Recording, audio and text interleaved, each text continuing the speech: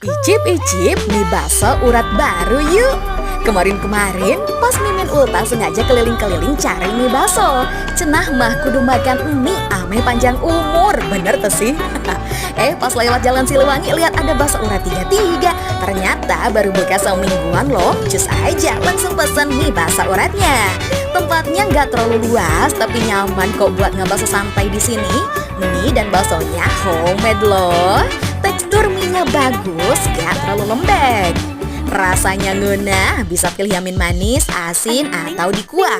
Favorit sih yang manisnya, pas deh rasanya tuh.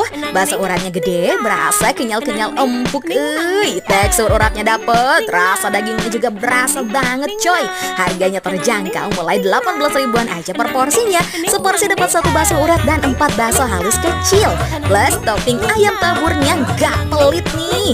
Kuah kaldunya berasa gurih-gurih.